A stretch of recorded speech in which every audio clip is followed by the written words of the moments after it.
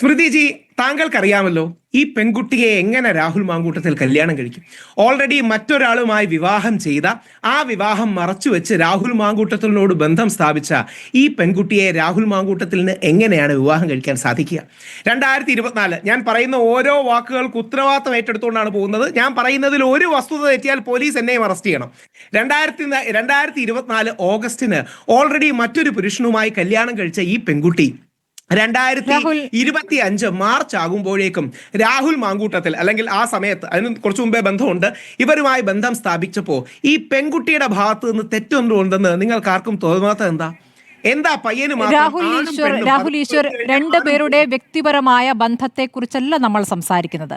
അതിനുശേഷം ആ പെൺകുട്ടി അനുഭവിക്കേണ്ടി വന്ന കാര്യമാണല്ലോ പുറത്തേക്ക് വന്നിരിക്കുന്നത്.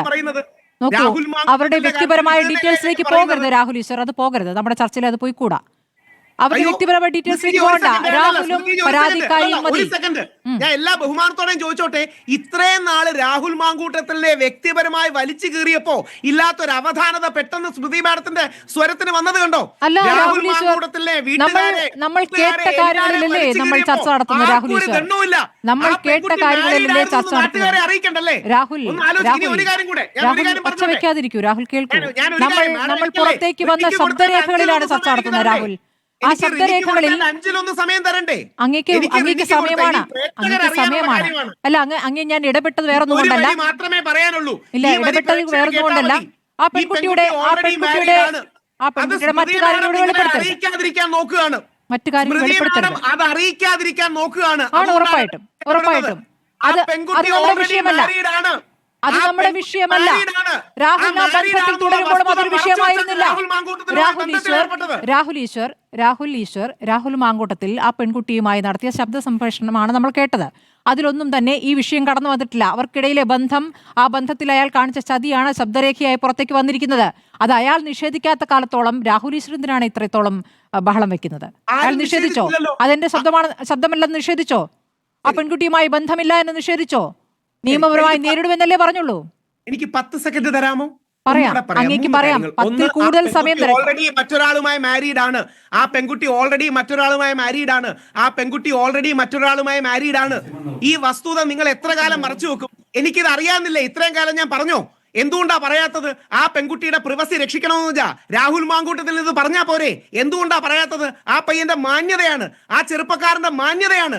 രാഹുൽ മാങ്കൂട്ടത്തിൽ എന്ന് പറയുന്ന MLA യുടെ മാന്യത കാരണമാണ് പറയാത്തത്. ആ മാന്യതയല്ലേ നമ്മൾ ശബ്ദരേഖയിലൂടെ കേട്ടത്? മാന്യത എത്രത്തോളം വേണമെന്നല്ലേ മാഡം നിങ്ങൾ കേട്ടത്? രാഹുൽ മാങ്കൂട്ടത്തിൽ ഈ പെൺകുട്ടിയോട് സീരിയസ് ആയ ഒരു ബന്ധത്തിന് താല്പര്യം ഉണ്ടായിരുന്നു. ഒരു കുഞ്ഞ് വേണം, കുടുംബം വേണമെന്ന് ആഗ്രഹിച്ചു. എങ്ങനെ കല്യാണം കഴിക്കും? ഓൾറെഡി കല്യാണം കഴിച്ചു എന്ന വസ്തുത മറച്ചു വെച്ചല്ലേ ബന്ധം ഉണ്ടാക്കിയത്? ഒന്ന് ആലോചിച്ച് നോക്കുക. അങ്ങനെയുള്ള കാര്യങ്ങളല്ല ശബ്ദരേഖയിലുള്ളത്. അങ്ങനെയുള്ള കാര്യങ്ങളല്ല ശബ്ദരേഖയിലുള്ളത്. അങ്ങനെയുള്ള കാര്യങ്ങളല്ല. അങ്ങനെയാണെങ്കിൽ രാഹുൽ മാങ്കൂട്ടത്തിൽ ആ ന്യായമാണല്ലോ പറയേണ്ടത്. അത് പറഞ്ഞിട്ടില്ലല്ലോ. അത് രാഹുൽ മാങ്കൂട്ടത്തിലെ മാന്യതയാണ്. ഇനി ഒരു കാര്യം കൂടെ, ആളാരാണെന്ന്, ഏത് ചാനലിലെ ആണെന്നും പെൺകുട്ടി ആരാണെന്നും അറിയാലോ. ഇതൊന്നും പറയരുത് പ്ലീസ്. എന്തിനാണ് അറിയാത്ത ആളുകൾക്ക് രാഹുൽ ഈശ്വർ രാഹുൽ? ഞാൻ പറയില്ല. ഞാൻ ഒരു കാരണവശാലും പറയില്ല.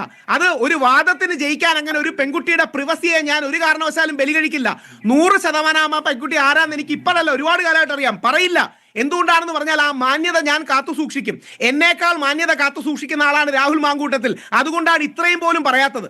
രാഹുൽ മാങ്കൂട്ടത്തിനോട് ഞാൻ വ്യക്തിപരമായി പറഞ്ഞിട്ടുണ്ട്. രാഹുൽ മാങ്കൂട്ടത്തിൽ ഫോൺ ഓഫ് ചെയ്ത് മുങ്ങിയിട്ടൊന്നുമില്ല. ഞാൻ കുറച്ചു നേരം മുമ്പ് സംസാരിച്ചിരുന്നു. ഞാൻ പലവട്ടം ഇത്തരം കാര്യങ്ങൾ പറയാം, നിങ്ങൾ പറയൂ എന്ന് പറഞ്ഞ് ഇനി ഡീറ്റെയിൽസ് പറയുന്നില്ല. പക്ഷേ അത് പറയാത്തത് ആ ചെറുപ്പക്കാരന്റെ നന്മയും മാന്യതയുമാണ്. ഇതൊക്കെ ഈസിയായി പറയാൻ കഴിയുന്ന കാര്യങ്ങളാണ്. പക്ഷെ ഇത് പറയാത്തത് ഒരു ചെറുപ്പക്കാരന്റെ മാന്യതയാണ്. ആ ന്യായമാണ് അങ്ങേക്ക് പറയാനുള്ളത്. വിവാഹിതയായിരുന്നു എന്നുള്ള കാര്യമായിട്ട്